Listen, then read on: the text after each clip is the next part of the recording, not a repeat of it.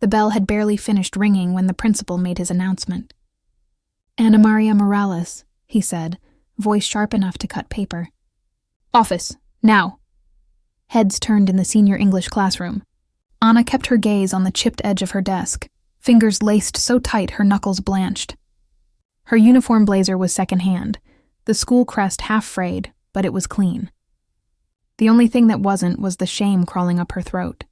"Go on, sweetheart," Miss Clara Bennett murmured at the back of the room. "Take your bag." Ana nodded, shouldered the faded backpack, and walked the long aisle as whispers rose on both sides like weeds through concrete. A boy near the window snickered, loud enough to be heard. Clara shot him a look that made the sound die in his mouth. Outside, the corridor smelled like floor wax and rain. Principal Whitaker was waiting by his door, tie too tight, smile too bright. He ushered her inside, closed the blinds with 2 crisp pulls, and sat behind his desk, every movement rehearsed. "We have rules here," he began. "Standards." "Yes, sir." "Your tuition balance is delinquent." He tapped a paper. "We have given you extensions. We cannot give you charity." "It's not charity," Ana said, keeping her voice small. "It's financial aid. Your mother signed an agreement. She is 6 months behind." He placed a pink slip on the desk like a verdict. "You are hereby expelled, effective immediately." Her breath stopped. "But graduation is in 3 weeks.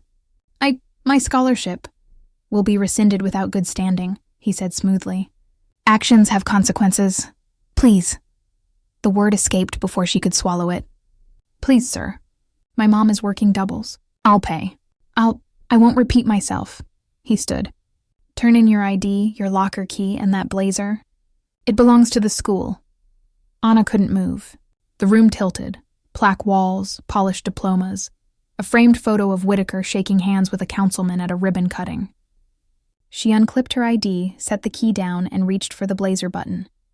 Her hands shook so badly she missed twice. "Keep the blazer on," Clara said from the doorway, voice calm but edged with steel. She had slipped in silently, the way good people do when they're about to do something dangerous. Whitaker bristled. "Ms. Bennett, this is an administrative matter." "Then administrate without humiliating a student." Clara stepped to Ana's side, set a steadying palm between her shoulder blades. To Ana, she said softly, "You're going to breathe for me, okay?" Ana nodded. It didn't unlock her lungs, but it put a small weight against her back that kept her from falling. Whitaker's smile flattened.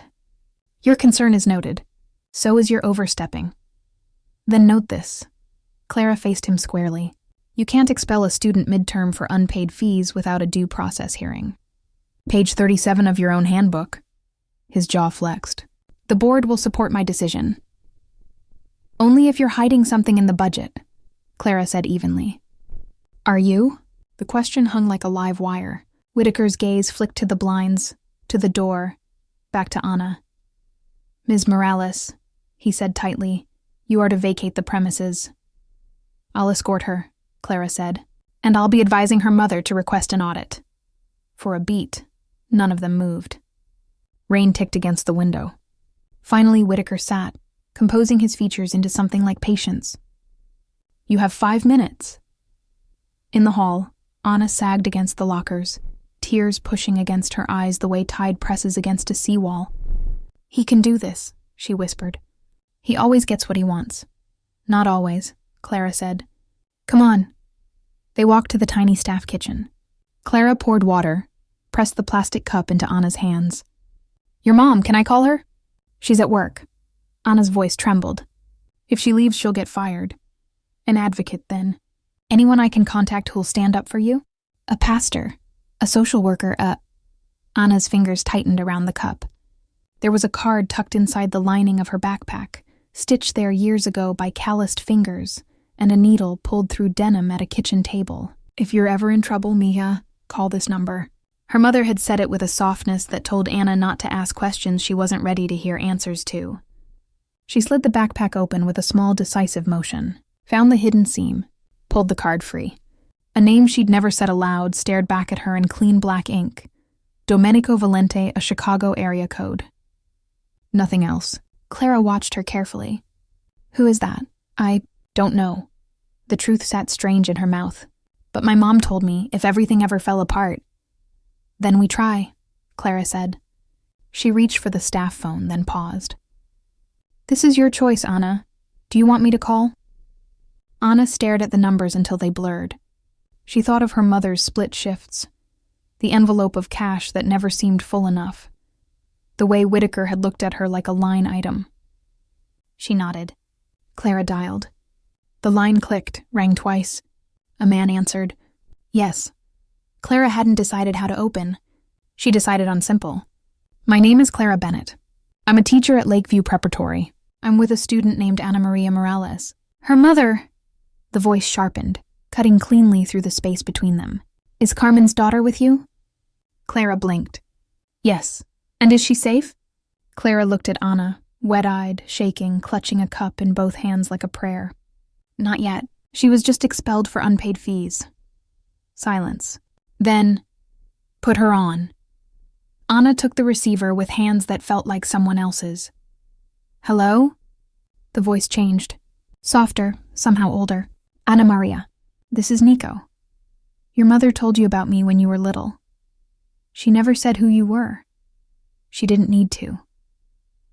The man exhaled, and even the sound of it was steady. Do you want help? Anna closed her eyes. She was not used to being asked what she wanted. Yes. Stay where you are, he said. Do not leave the school with anyone but Ms. Bennett. I'll be there in the morning. The morning? Panic flared. They won't let me in. They will, he said. Have Ms. Bennett keep you with her. If anyone tries to move you, call this number again. What are you going to do? Fix what should never have broken. A beat. Tell Ms. Bennett, thank you. The line went dead. Clara took the receiver back, stared at it as if it might explain what had just happened. Who was that? Anna slid the card into Clara's palm. He said to thank you. And he's coming tomorrow. Who is he? Clara repeated, though she had the uneasy feeling they were about to find out whether they wanted to or not. They spent the last period in Clara's classroom.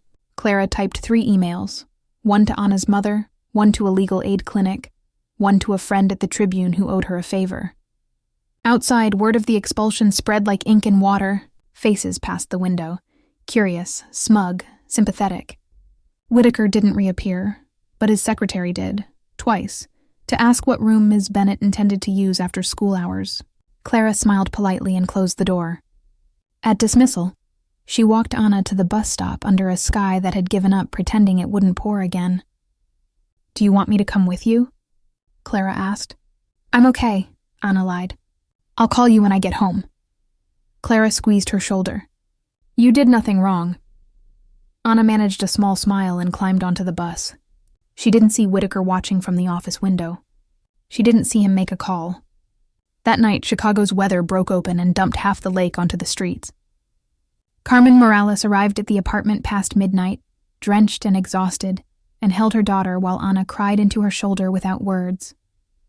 Carmen didn't ask about the card. She didn't have to. She kissed Anna's hair and whispered, It's going to be okay, the way mothers do when they don't know how, but intend to make it true. Morning came too bright, too fast. The rain had burned itself out, leaving the sky a hard, endless blue. At 8:03 a.m., the principal stepped outside to greet the day's visiting donor, some tech entrepreneur with a check and a photographer, and heard it before he saw it. A far-off chop that grew louder, heavier, like a heartbeat turning into a drum, heads tilted. Teachers stepped out of doorways. Students in polo shirts and plaid skirts shaded their eyes. The helicopter came in low over the soccer field, glass flashing, rotors carving the air. It wasn't a news chopper or a police bird. This one was sleek, matte black, unmarked. It settled onto the grass with a wind that flattened the shrubs and sent papers cartwheeling across the courtyard. The side door slid open. A man in a black shirt and darker gaze stepped down as if the earth belonged to him when he chose to touch it. 2 others followed, not close but close enough. He didn't glance at the stunned faces, the buzzing phones. He was already walking toward the front doors like a weather system entering a room. Whitaker swallowed, straightened his tie, and pasted on a smile that showed just a little too much gum. Can I help you? He called over the dying roar. The man didn't slow. You already did, he said, voice low and even. Yesterday. He stopped at the bottom of the steps and looked past Whitaker into the lobby until he found what he wanted. A girl in an ill-fitting blazer clutching a backpack to her chest, and a young teacher standing like a lighthouse at her side. His mouth softened. Not much, but enough to change the air around him. "Anna Maria," he said, as if he'd been practicing her name for years. "I'm here." He climbed the front steps as if the weight of the world couldn't touch him. The black shirt clung to his shoulders, a gold chain glinting at his collarbone. The secretary behind the desk forgot how to breathe. Even the security guard by the door took a half step back. The man didn't raise his voice. "Which one of you is Principal Whitaker?" Whitaker straightened, finding his authority like a coat he wasn't sure still fit. "I am, and you are—" "Domenico Valente." He extended no hand. "Carmen Morales once worked for my family. Her daughter studied here, until yesterday." Whitaker forced a laugh that came out wrong. "Ah, you're a relative?" "No," Valente said. "But I was raised to repay debts." His eyes shifted to Anna. "And I owe her mother more than money." The hall had filled, teachers pretending to check schedules, students peering from classroom doors. Whitaker's smile cracked at the edges. "I'm afraid this is a private matter. If you'll make an appointment," Valente stepped closer. "You humiliated a child in front of her peers over a balance that the board will find mysteriously corrected by noon. What you owe now is an apology." The words weren't shouted, yet they carried. The hush spread until only the tick of the clock broke it. Whitaker's mouth opened, closed. "I don't think you understand how schools—" Valente leaned forward just enough for Whitaker to see what kind of man stood in front of him. Still, but coiled. Quiet but decisive. "You're right. I don't understand schools. I understand respect. Teach it." For a heartbeat, no one moved. Then Whitaker's gaze flicked toward Anna. "Miss Morales, I may have acted hastily yesterday. It's possible we can reconsider the terms of your enrollment." Anna blinked. "Sir?" "Your place is restored," he said quickly. "Pending board approval, of course." Clara Bennett stepped forward before Anna could speak. "That won't be necessary. I'll document the reinstatement in writing, and perhaps you'll copy the parent notification to Mr. Valente, since he seems to care about transparency." Whitaker nodded too fast. "Of course." Valente's expression didn't change. "Good." He turned slightly toward Anna. "You'll finish your year." Yes, sir," she stammered. "Mr. Valente," Clara started, unsure how to measure gratitude against alarm. He looked at her then, and the impact of that gaze stole her breath for a second. "You're her teacher?" "I am." "Then you did the right thing." His tone softened barely a degree. "Thank you." And just like that, he turned and walked out, the crowd parting around him as though the air itself made way. The helicopter lifted again 5 minutes later, scattering papers across the courtyard and leaving the school buzzing like a kicked hive. By lunch, the story had mutated through 50 mouths.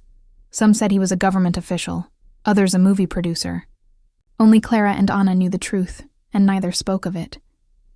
When classes ended, Anna found a note folded in her locker, a single line in unfamiliar handwriting.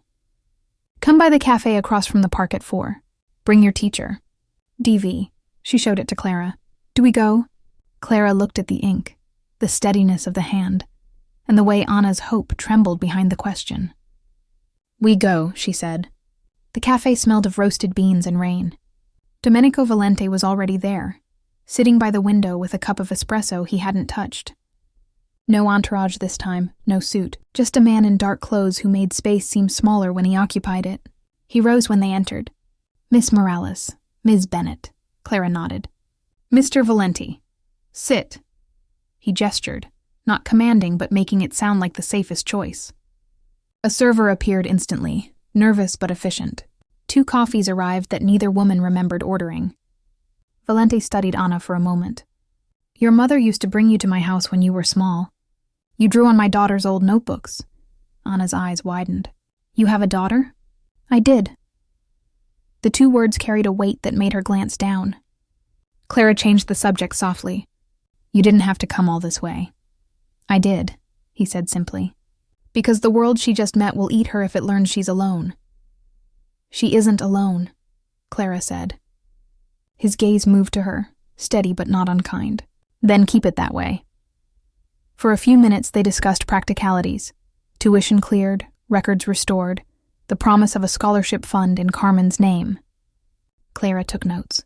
Anna listened, trying to understand how the man across from her could sound both dangerous and gentle. When it was done, Clara said quietly, "Why help us?" He looked out the window at the wet street. "Carmen once saved my family's life. She asked for nothing in return. When she called, I told her my debt remained open." Anna whispered, "She never told me that." "She wouldn't," he said. "She wanted you to earn your world without my shadow over it." Clara watched him carefully. "And yet here we are." He smiled faintly. "Shadows don't ask permission. They just fall." A silence followed, not awkward, more like the kind after thunder when everyone waits to see if the storm will return. Finally, Clara said, "Thank you, Mr. Valente, truly." He inclined his head. "You're brave. Most people fold in front of authority. You didn't." She met his eyes. "Neither did you." For the first time, something almost like amusement touched his face. "Then perhaps we're on the same side." Anna looked between them, sensing something she didn't have a word for. Respect, maybe. Or two people who had learned the same lesson differently, that protection came at a cost. Outside, the sky cleared. Valente walked them to the car waiting at the curb. Before they could thank him again, he said, "There will be talk. Ignore it. The world likes noise." Clara frowned. "Are we in danger?" "Not if they remember who paid the bills," he said lightly. But the words carried iron underneath. Anna clutched her bag. "Will I see you again?" He looked down at her, something flickering behind his composure. "I hope you won't need to." Then he closed the car door for them and stepped back, one hand lifting in brief farewell. The engine started. The cafe lights blurred in the window as they pulled away. Clara glanced at Anna. "You okay?" "I think so." She touched the folded note in her pocket. He felt like a storm that stops raining when you look at it. Clara smiled faintly. Let's hope it stays stopped. They didn't notice Valente still standing by the curb, watching the car disappear down the street, his reflection merging with the fading daylight. He took out his phone, dialed once. It's done. No one touches the Morales girl or her teacher. Ever. He listened to the reply, then said quietly, "Carmen kept her promise. Now I keep mine." He ended the call, slipped the phone into his pocket, and turned toward the waiting car. Behind him, the sun broke through the clouds and lit the wet pavement like glass. That evening, Clara couldn't sleep. The rain had returned, tapping softly against the window of her small apartment. She sat at her desk, grading papers, but her mind wasn't on the essays. Every time she tried to focus, her thoughts circled back to him, the man who had walked into the school like judgment wearing a black shirt. She replayed his words. "You humiliated a child over a balance that will be corrected by noon." The authority, the precision, the calm that came from a life used to command. It wasn't just fear that lingered. It was curiosity, and something harder to name. Across the city, Domenico Valente stood on the balcony of his penthouse, overlooking the Chicago River. The skyline shimmered with reflected light. The hum of traffic below was constant, like blood moving through steel veins. He poured a glass of wine, untouched, and glanced at the photo on his desk. Carmen Morales, smiling beside a younger him. A warehouse fire behind them, sirens blurred in the background. He remembered her pulling his daughter out of a burning car before the gas tank exploded. He remembered the hospital, the smell of antiseptic, and Carmen saying quietly, "You can't repay saving a child. Just live better because of it." She had disappeared soon after. He'd let her go. Now fate had brought her daughter to his doorstep, and with her, a teacher with eyes too steady for her own good. The next day at school, Clara noticed the shift immediately. Teachers were polite, overly so. Whitaker avoided her entirely. The board sent a memo announcing the creation of the Carmen Morales Scholarship Fund, with no mention of its mysterious donor. When Anna walked in that morning, head held a little higher, the classroom fell silent. Not mockery, but uncertainty. Power had changed direction overnight, and no one knew how. During lunch, a black sedan pulled into the faculty parking lot. The driver stepped out and handed Clara a white envelope sealed with wax. Inside, Ms. Bennett, please join me for coffee this evening at the Riverview Hotel. It concerns Anna's future. Ide Valente. Clara hesitated. Every instinct said don't go. But another voice, quieter, rational, stubborn, whispered that someone had to know what kind of man now had a child's life in his hands. The Riverview was all glass and gold light, its lobby filled with the quiet confidence of people who never worried about bills. Domenico was waiting at a corner table overlooking the water, a dark suit this time, tie loosened. Ms. Bennett. He stood as she approached. Thank you for coming. I'm still not sure I should have, she said, sliding into the chair across from him. He smiled faintly. Caution is smart. I rely on it myself. Then maybe we understand each other.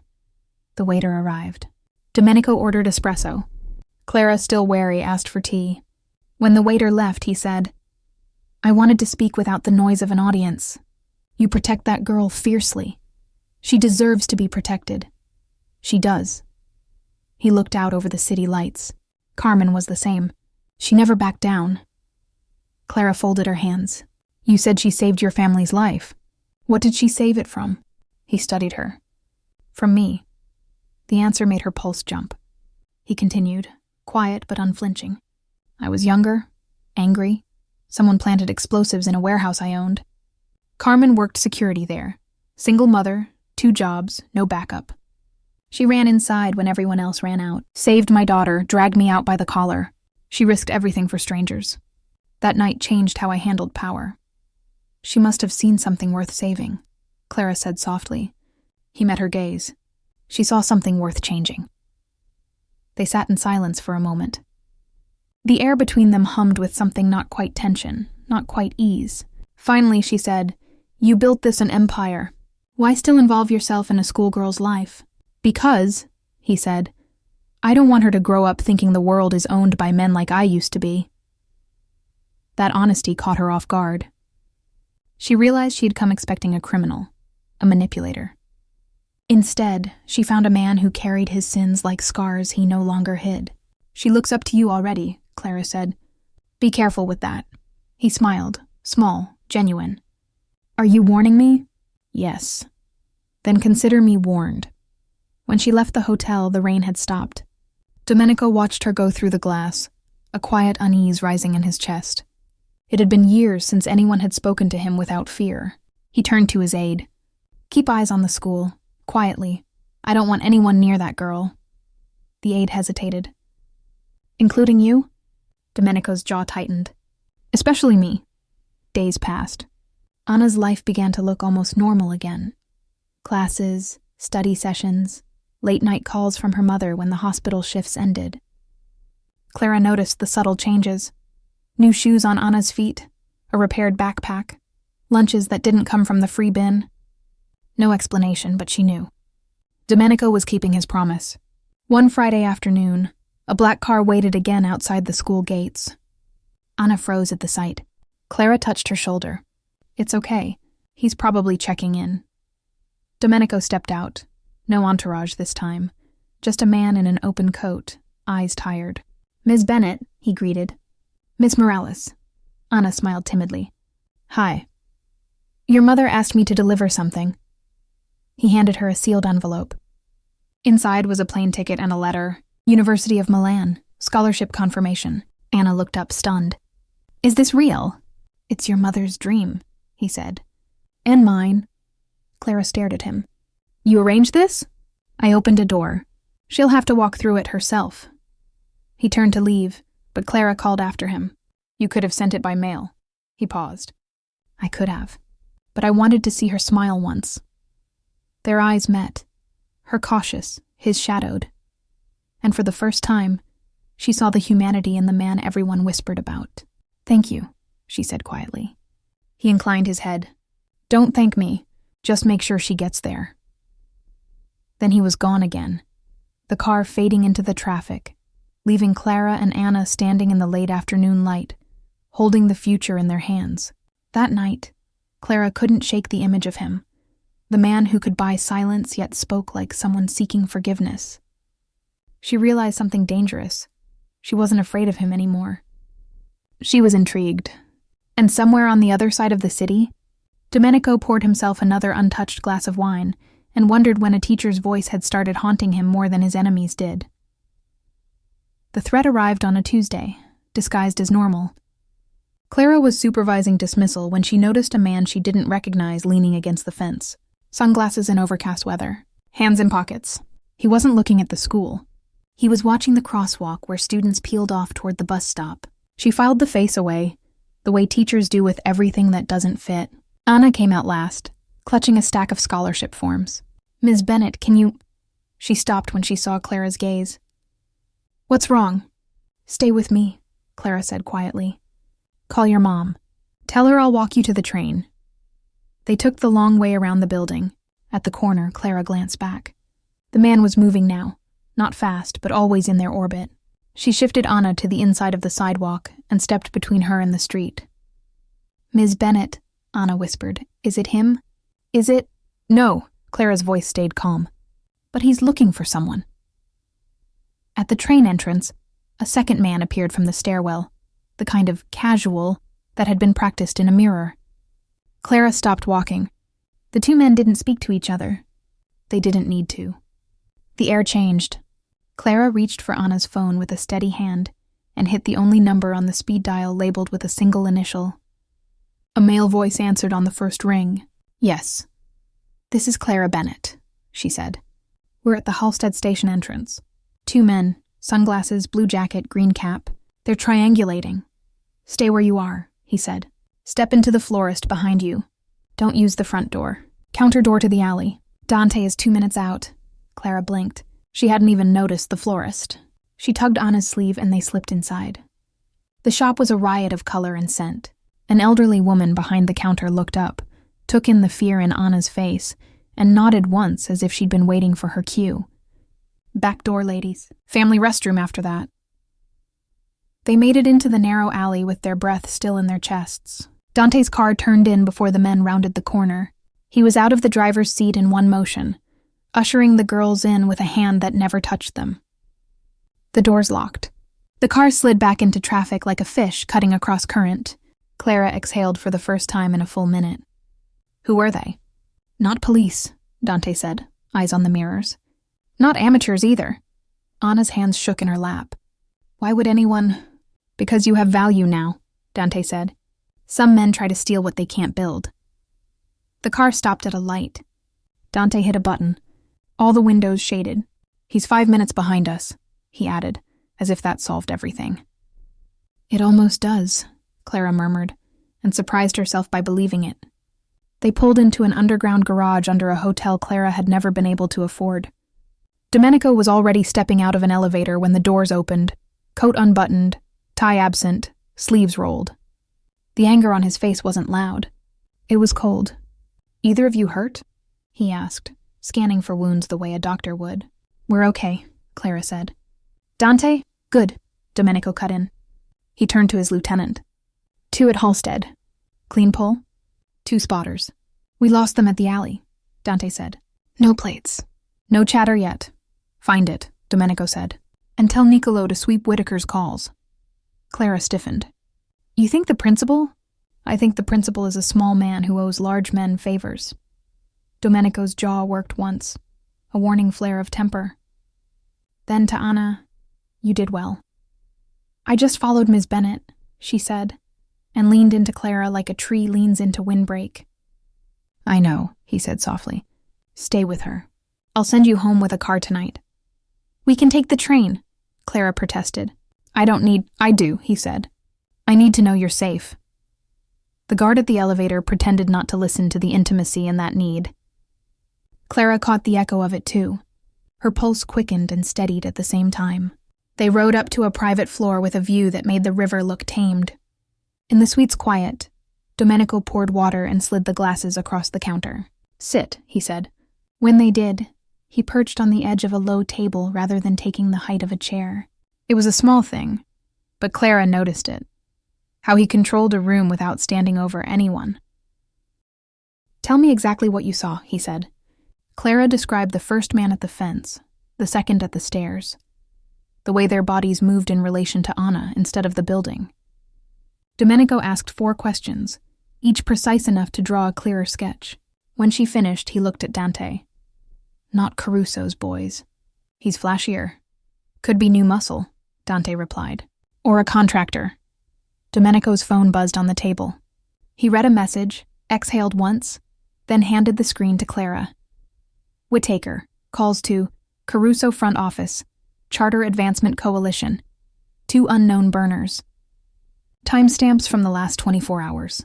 Clara felt her face go hot. He put her in danger again. He tried, Domenico said. I won't let him succeed. You can't just... She gestured to the phone, to the unseen machinery humming around him. You can't turn a school board meeting into a battlefield. You think I already haven't? He asked mildly. There's a vote scheduled Friday. He'll resign. Quietly. With a pension. He doesn't deserve, but it keeps him quiet. And if he doesn't resign, I'll get loud. Clara met his gaze. No. A muscle ticked in his cheek, but he didn't look away. You have a better plan? Yes, she said, with the certainty teachers reserve for unruly classrooms and frightened children. We let him choose his exit. We show him the door and give him a reason to walk through it on his own legs. You want quiet? This is how. He tilted his head. You're advising me. I'm telling you what will keep Anna's name off every parent email thread in the city. That got him. Slowly, he nodded. Draft the script. She blinked. The what? The statement he reads before he leaves. I'll make sure it's the only one that gets printed. Clara sat back. You're impossible. I am, he agreed, and the ghost of a smile touched his mouth. It's useful. Anna watched them ping-pong power without fear, her shoulders dropping notch by notch. Does this mean I can still go to Milan? She asked, voice small. Domenico turned to her, the edges of him softening the way night softens a skyline. It means you will, she swallowed. My mom says I can't leave unless you promise you'll watch over Ms. Bennett, too. Clara sputtered. Anna! Domenico didn't laugh. I already am. The words landed between them like a chord that could resolve 2 different ways. Clara felt something shift inside her, a weight sliding from caution to acknowledgement. He didn't mean it as flirtation. He meant it as a vow. Somehow that was worse, for her heart, and better, for everything else.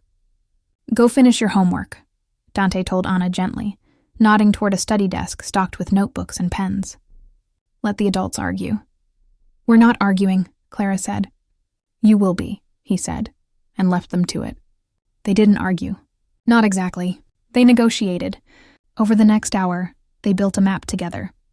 Whittaker's resignation, the board's vote, a replacement candidate from within who had a spine, security on the school perimeter that looked like new cameras rather than men in coats. Every time Domenico chose the blunt path, Clara offered one with fewer casualties. Every time Clara underestimated the ugliness men were capable of, Domenico redrew the line thicker. At some point, the city moved from gold to blue beyond the windows. Anna fell asleep over a grammar worksheet, cheek on her arm. Clara covered her with a hotel throw. Domenico watched the gesture like a man watching something he hadn't believed he'd see again. You do this every day, he said. Stand between small people and big systems. It's my job. It's your calling. For the second time that day, she felt seen. What about you? She asked. What do you call what you do?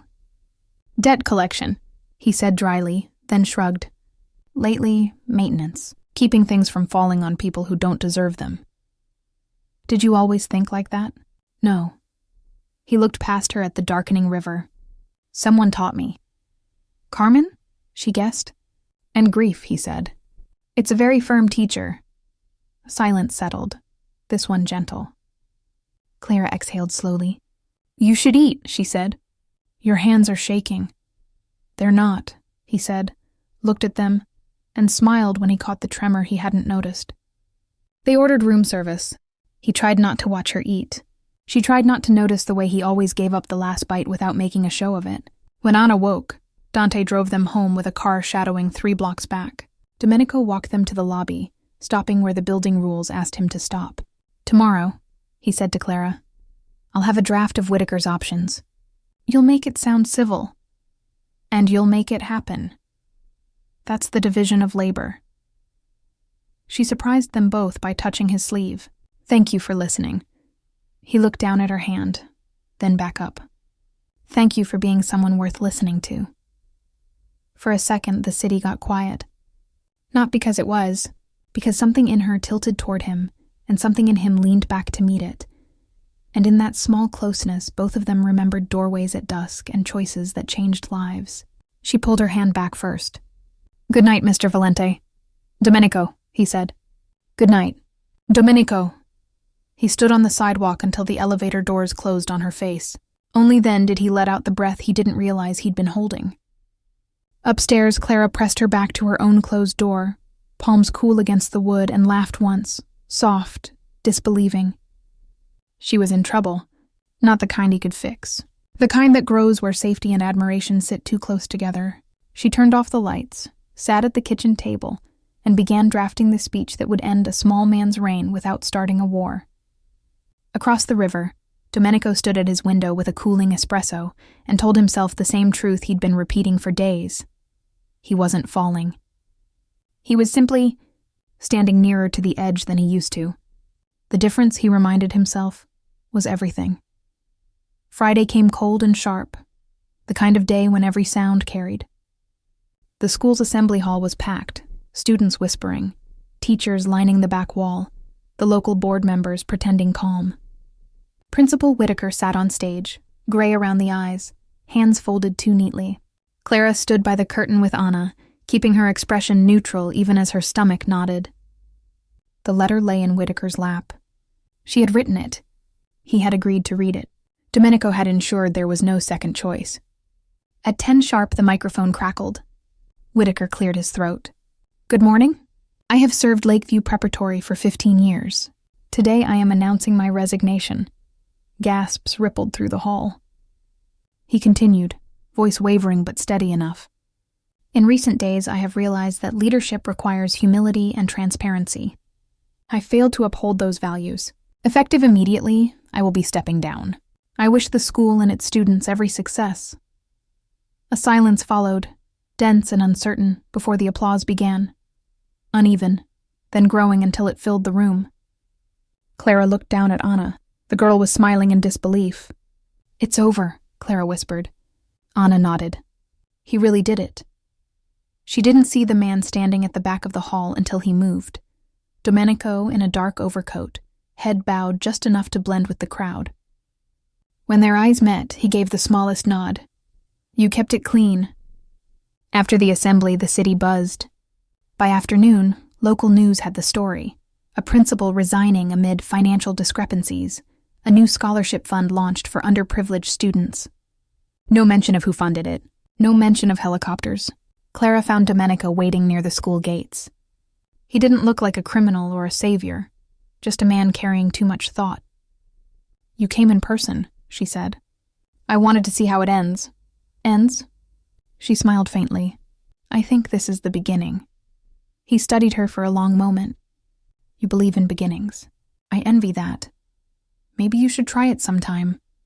That made him laugh, low and genuine. Careful, Ms. Bennett. You're starting to sound like someone who's not afraid of me. I'm not. She met his gaze. I'm afraid for you. Something flickered behind his eyes, a surprise he didn't mask in time. Why? Because you keep standing between the world and everyone else. Sooner or later, something hits back. He looked away toward the street, where Anna was talking to friends by the gate, sunlight catching her hair. That's a risk I can live with. Clara folded her arms. And what about living with peace? I don't know what that looks like. You could learn. The words hung there, weightless and dangerous. He didn't answer. Instead, he nodded once.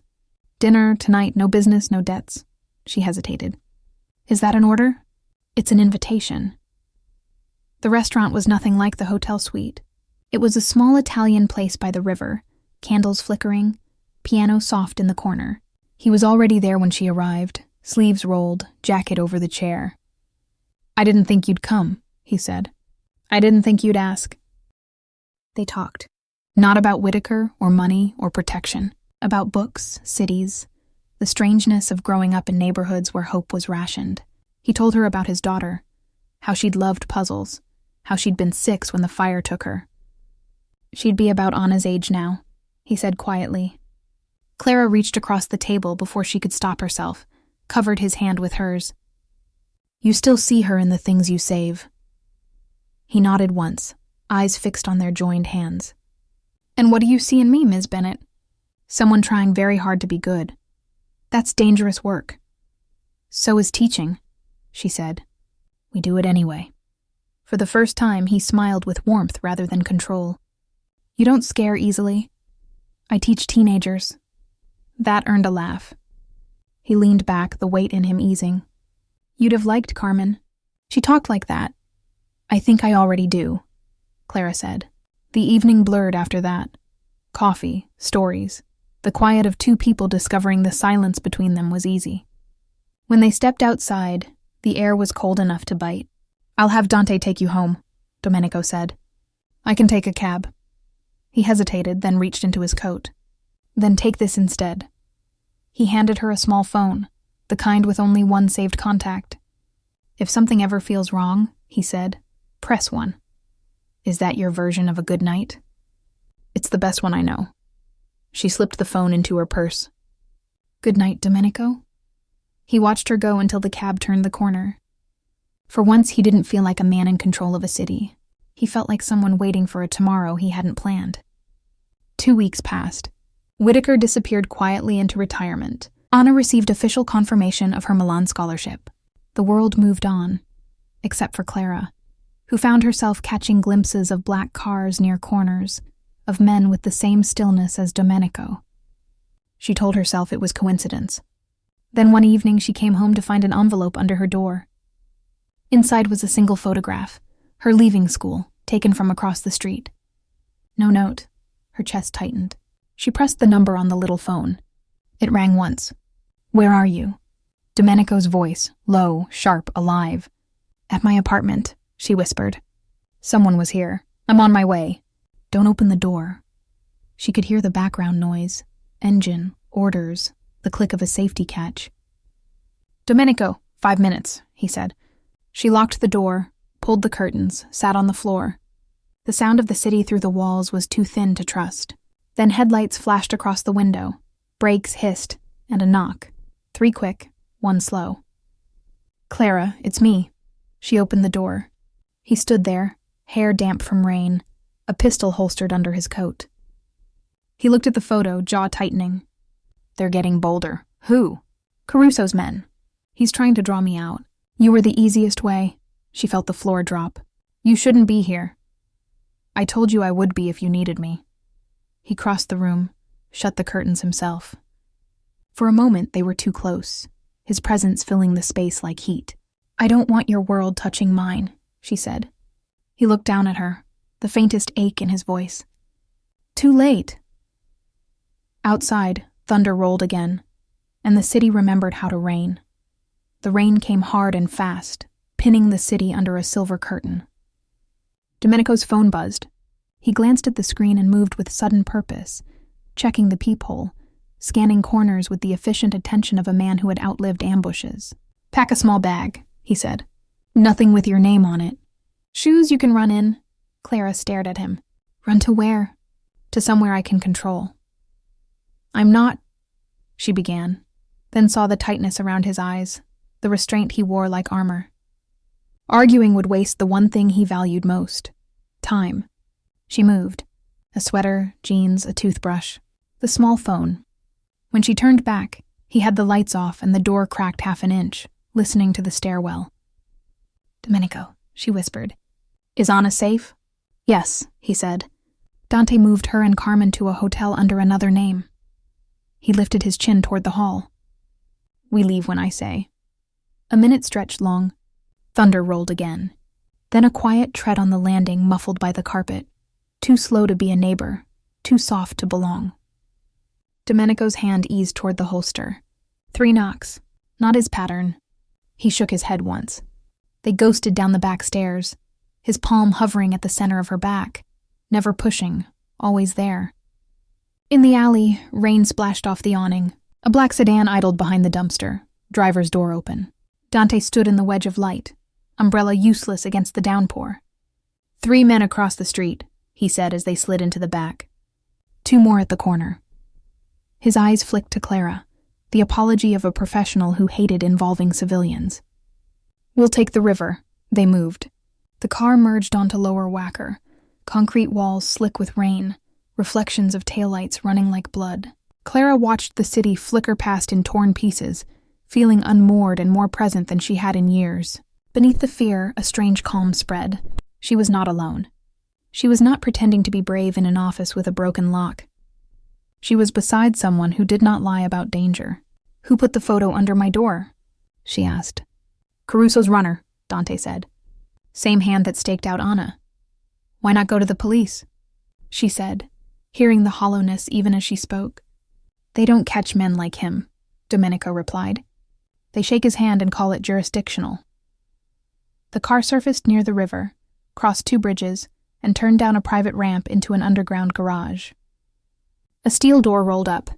Dante pulled into a slot. Elevator doors waited, already open. No lobby, no witnesses. Where are we? Clara asked. Somewhere that belongs to a friend, Domenico said. Does everything belong to your friends? Or their cousins, he said dryly, and she almost smiled despite the adrenaline.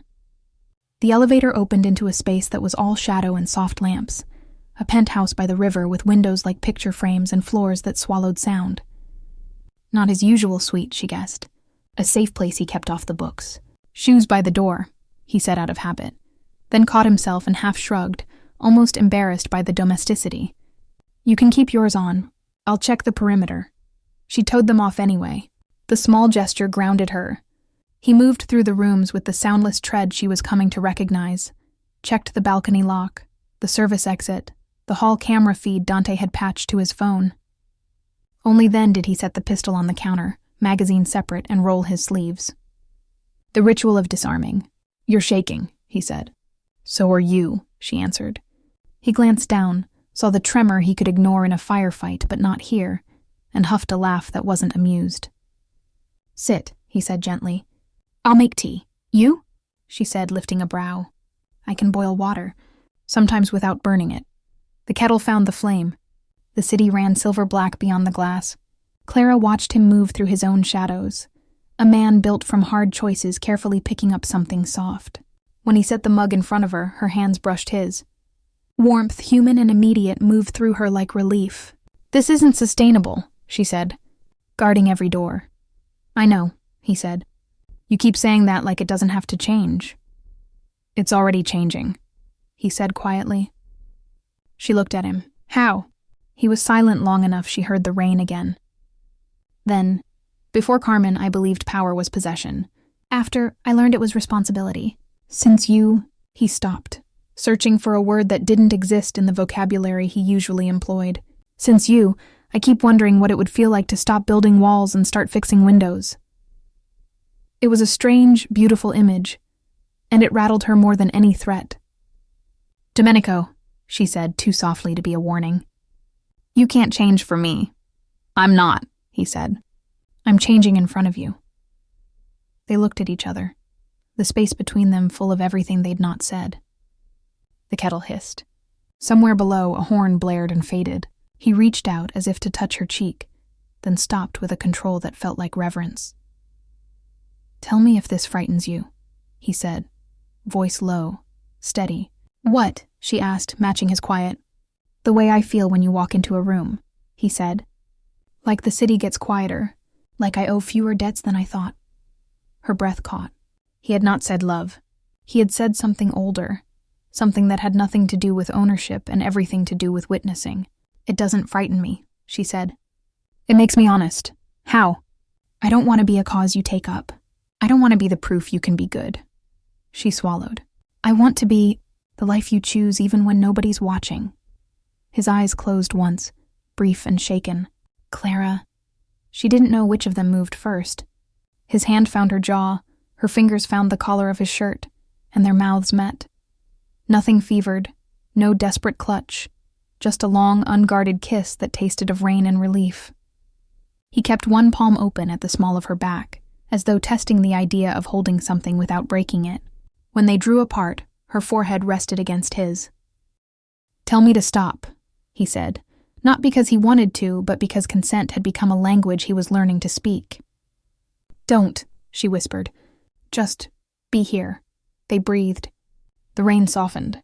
Somewhere in the building, a pipe ticked and cooled. Dante's text chimed on the counter. Caruso moving. Rumor. Teacher, leaver. Then a second. Would take her contact. Confirmed payment. Paper trail. Clara pulled back, eyes clearing. "He paid Whitaker to expel Anna?" Domenico's mouth hardened. "It appears so." "You can nail him with this," she said. "You don't need a war, you need daylight." "Daylight burns men like him," he said. "Then open the blinds," she replied. "You have a friend at the Tribune. I have 3. His gaze warmed despite the threat. "Of course you do." They set to work. He forwarded the ledger images. She wrote the narrative with the efficiency of a woman who knew how to align facts so they couldn't be misread. A child expelled unlawfully. A principal bought. A rival's check cut through a front that had laundered favors for a decade. No melodrama. Just sequence and consequence. Dante patched a call to a reporter who owed Clara a favor and Domenico a debt. "Anonymous sources," the man warned. "You sure?" "Cross-reference the timestamps with the board's public calendar," Clara said. "And ask yourself why a charter coalition needs a cash courier at midnight." The reporter whistled softly. "Copy that." They hit send. The room hummed, a different kind of electricity now, the hum of risk becoming action. "Caruso won't like this," Dante said, flipping a knife open and closed with the mindless grace of a man who thought better with his hands. "He doesn't have to," Domenico said. "He just has to learn he's not the only one who decides what happens here." Clara touched his sleeve again, a habit now, grounding him and herself. "You just chose daylight over bullets," she said. "That's not nothing." He looked down at her hand, then up. "That's you." The night stretched. Around 3 a.m., the article went live. By 3:15, it had 5,000 shares. By dawn, a local news van idled near Caruso's office, and City Hall's communications director was drafting a statement about integrity in education. The current carried away what would never return quite the same. Clara slept an hour on the couch, her head against his shoulder. He didn't move, didn't dare. He watched the gray ease to blue beyond the windows and, for once, let himself feel the simple animal joy of a woman breathing safely beside him. She stirred at 7, blinking at the light. "Did we win?" "We started," he said. He walked her to the bathroom, set a toothbrush on the sink as if it were always supposed to be there, and caught his own reflection. Sleeves pushed up, tie lost, eyes softer. A man he wouldn't have recognized a year ago looked back, not ashamed. When she came out, hair damp and face clean, Dante stepped in from the hall, grim. 2 cars outside. "Not press. Caruso's boys. They're done asking nice." Clara's spine straightened. "What do we do?" Domenico's hand found hers. "Not to pull, to link." "We end it," he said. She squeezed once. "Daylight," he nodded. "Daylight." He turned to Dante. "Call Niccolo. Cameras on the curb. Police on the way. No guns unless they pull first." Dante lifted a brow. "You want cops?" "I want witnesses," Domenico said. "And I want Caruso choosing whether he looks into a lens and lies." They took the elevator down together. As the doors opened to the private lobby, rain smell drifted in from the river. Beyond the glass, 2 sedans idled. 3 men leaned against them like punctuation marks waiting for a sentence. Domenico stepped forward, Clara at his side. He didn't raise his voice.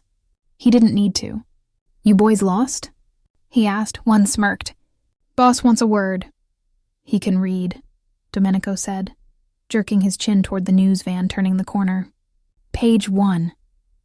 Another man's gaze flickered, just for a second. The look of someone who'd just realized the room he thought he'd entered had different walls. Sirens swelled 2 blocks away.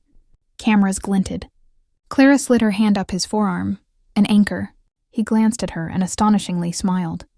"Go home," he told the men, low and final. "School's in session." The first sedan's driver killed the engine. then restarted it like a man choosing not to make history. The cars pulled away into the thinning rain. Police cruisers slid in a minute later, late to a party already ending. One officer eyed Domenico with the weary understanding of a city that knew who kept certain kinds of peace. Dante blew out a breath. "Daylight," he said. "Daylight," Domenico echoed, then turned to Clara. "Breakfast?" She laughed, shaky with relief. "Is this your version of a victory parade?" "Pancakes," he said solemnly. "With too much syrup." "You're learning," she said, and the look they shared tasted sweeter than anything on a plate. He led her back inside, shoulder brushing hers. The storm had broken. For the first time since he'd walked into a school and demanded an apology, Domenico understood that protection didn't have to mean darkness. It could mean light you chose to stand in and refuse to move from. He looked at Clara. Her steady eyes, her unshakable spine, the way she reached for his hand without fanfare, and let the truth settle fully. His world had shifted on its axis. Not because he had forced it, but because she had asked him to. "Clara," he said softly. A confession laid bare in the name. She looked up. "Yes? I don't know how to be a good man," he said. "But I know how to be yours."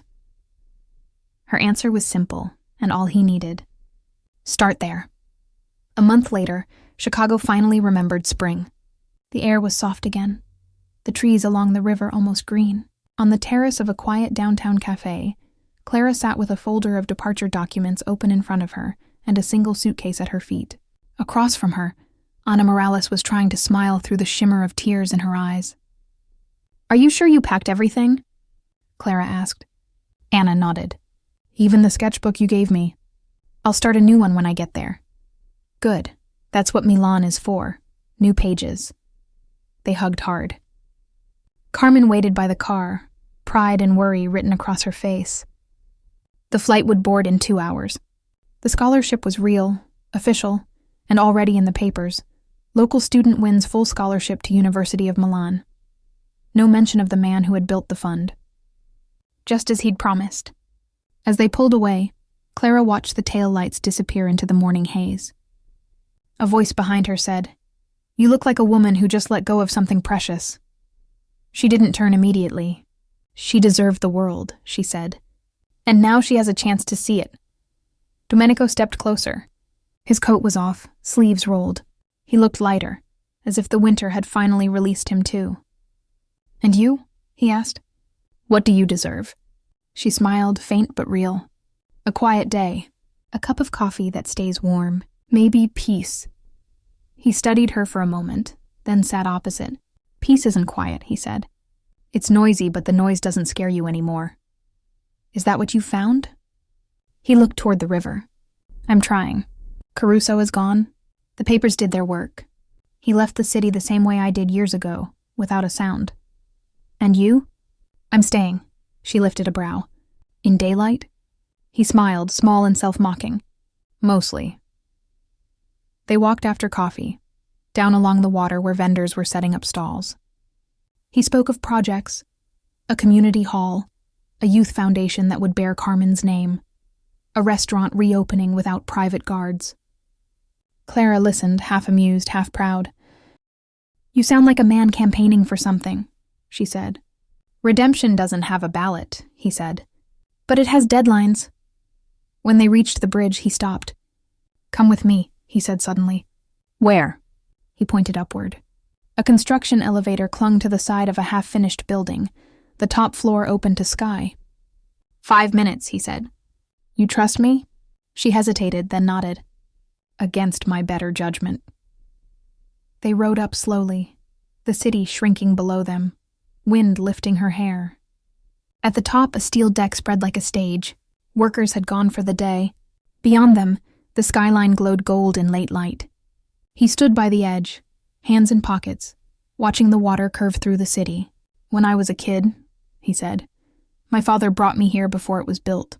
He said the city only respects you if you can look down at it. I thought he meant power. He meant perspective. And now I think the view's better when you're not alone." She moved beside him, wind tugging at her sleeve. "You called me here to share a view." "Yes, and something else." He reached into his pocket and pulled out a small folded paper. Inside was a photograph. Her, Anna, and Carmen standing on the school steps the day of the scholarship ceremony. Someone had printed it from a news site. At the bottom, he'd written a single line. No more debts. "You kept a picture of us?" she said. "I keep reminders of what's real." She studied him, the lines around his eyes softer now. The weight he carried changed shape. "And what's next for you, Mr. Valente?" He turned the photograph over, blank side up. "Maybe I start building things that stay. Like schools? Like peace," he said. "Maybe like us, if you want that." Her pulse fluttered. "You sure you know what that means?" "No," he said. "That's why I need a teacher." She laughed then, quiet and genuine, and he joined her. The wind swept their voices out over the city. They stayed there as the sun dropped behind the skyline. Below them, the river caught the last light, a long golden ribbon winding toward the lake. He reached for her hand, not with the claiming grip of a man used to owning, but with the careful touch of someone relearning gentleness. She let him. For a long time, neither spoke. The city hummed, alive, imperfect, forgiven. When at last they turned to leave, a helicopter passed far above, heading north, its rotors thumping softly through the fading light. He looked up, smiled faintly. "Funny," he said. "Once I thought that sound meant control. Now it just sounds like noise." She squeezed his hand. "Then let's walk. Leave the noise to the sky." They took the elevator down together. On the ground, streetlights flickered on, one by one. A group of kids in uniforms crossed the corner, laughing. Clara glanced at them, then at him. "Think they know who you are?" she asked. He shook his head. "They don't need to. They just need to know someone's watching the doors, not guarding them." "And the rest?" He smiled. "The rest, I leave to daylight." Later, on the roof of his restaurant, the one rebuilt, renamed Villa Carmen, they watched candles flicker on every table. Guests arrived not for fear or power, but for music and food. He served the first glass of wine himself. Clara stood at his side. "You did it," she whispered. "You found your peace." He turned to her. "No," he said. "I found my reason." She rose on her toes, kissed him once softly. "Then keep it." Below them, the city that had once feared his name glowed with ordinary life. And for the first time, the man who had ruled its shadows stood in the open and didn't flinch. Months later, in a gallery on Michigan Avenue, a painting hung in the front window. 2 figures on a rooftop, the city beneath them, dawn breaking behind. The placard read simply, "Villa Carmen Morning." The artist's note beneath it said, "Dedicated to everyone who learns that protection and love can be the same thing." And in a small apartment across town, a woman turned off the light, heard the faint echo of helicopter blades far away, and smiled, not in fear, but in memory. Because sometimes the sound that once meant danger is just another way the sky reminds you that you're finally free.